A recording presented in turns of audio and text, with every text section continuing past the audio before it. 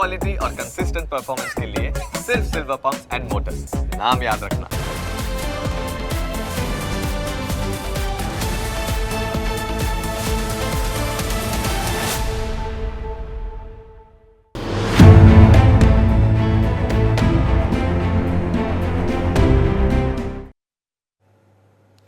વાત કરીએ હવે આંદોલન પર ઉતરેલા વ્યાયામના શિક્ષકોની. વ્યાયામના શિક્ષકો પોતાના કાયમી ભરતીને લઈને પાટનગરમાં કસરત કરી રહ્યા છે. છેલ્લા 15 વર્ષથી વ્યાયામના શિક્ષકોની કાયમી ભરતી જ કરવામાં નથી આવી અને હવે શિક્ષકો લડી લેવાના મૂડમાં છે. પરંતુ કમનસીબી એ છે કે વિરોધ કરી રહેલા શિક્ષકોનો અવાજ સરકાર સુધી પહોંચે તે પહેલાં જ તેમની અટકાયત કરી લેવામાં આવે છે. જરા જુઓ આ દ્રશ્યો જોઈને સૌ કોઈની આંખોમાં આંસુ આવી જાય. રડતી આ શિક્ષિકાઓ પોતાના હક માટે લડત આપી રહી છે. જિંદગીના અડધા વર્ષો તો કરાર આધારિત નોકરી કરવામાં નીકળી ગયા, પરંતુ હવે પછીના વર્ષો કાયમી નોકરી મળે તેવી આ બહેનોને આશા છે. પરંતુ કેવી રીતે ટીંગાટોળી કરીને તેમની અટકાયત કરી લેવામાં આવે છે તે તમે આ દ્રશ્યોમાં જોઈ શકો છો.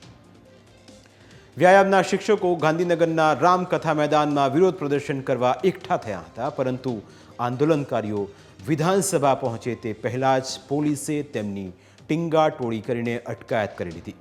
એટલે જો તમે પોતાનો હક માગો છો તો તમને પોલીસ લઈ જશે તે પણ નક્કી છે. છેલ્લા ઘણા સમયથી આ જ પરિસ્થિતિ જોવા મળી રહી છે. જે પણ વિરોધ કરે છે તેની સીધી જ અટકાયત કરી લેવામાં આવે છે.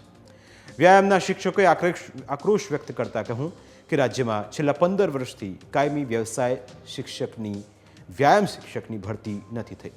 રાજ્યની તમામ શાળાઓમાં બાળકોનો સર્વાંગી વિકાસ થાય તે માટે સરકાર ખેલ સહાયક યોજના તો લાવી છે, પરંતુ આ યોજના તેમને મંજૂર નથી. કારણ કે આ યોજના વિદ્યાર્થીઓના હિતમાં પણ નથી અને શિક્ષકોના હિતમાં પણ નથી. આ અંગે અનેક વખત રજૂઆતો કરવામાં આવી હોવા છતાં જ કોઈ ઉકેલ ન આવતા હવે તેઓએ આંદોલનનો માર્ગ અપનાવ્યો છે. ખેલ સહાયકોનું કહેવું છે કે રાજ્યમાં તમામ ખેલ સહાયક માટે રજા માટેના નિયમો એક સરખા નથી.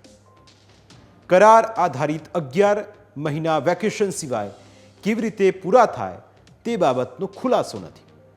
રાજ્યમાં ખેલ સહાયકને 11 માસ પૂરા થયા વગર વિના જ છૂટા કરી દેવામાં આવે છે. કોઈ પણ જાતની લેખિત માહિતી કે પરિપત્ર વિના મૌખિક જાણકારી આપીને છૂટા કરી દેવાય છે. રાજ્યમાં ખેલ સહાયક અંગે કોઈ પણ અધિકારી પાસે કોઈ જ પ્રકારની માહિતી નથી.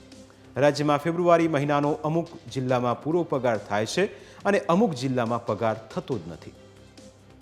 પ્રાથમિક વિભાગમાં ખેલ સહાયકને છૂટા કરવાનો સત્તાવાર પરિપત્ર જ થયો નથી.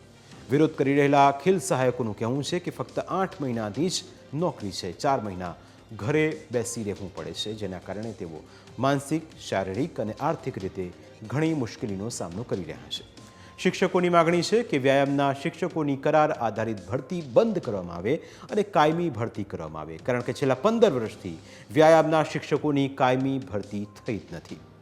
શિક્ષકોનું કહેવું છે કે ખાલી જગ્યાઓ કરતાં ખૂબ ઓછી ભરતી કરવામાં આવે છે. ધોરણ 1 થી 8માં તો વ્યાયામના શિક્ષકની ભરતી જ કરવામાં આવતી નથી. શિક્ષકોનું કહેવું છે કે રાજ્ય પરીક્ષા બોર્ડ દ્વારા જે ખેલ અભિરુચિ કસોટી લેવામાં આવી છે તેને માન્ય ગણીને કાયમી ભરતી કરવામાં આવે, જેથી વ્યાયામના શિક્ષકોને ન્યાય મળે. હવે સવાલ એ છે કે વ્યાયામના શિક્ષકોને કાયમી ભરતી માટે ક્યાં સુધી કસરત કરવી પડશે.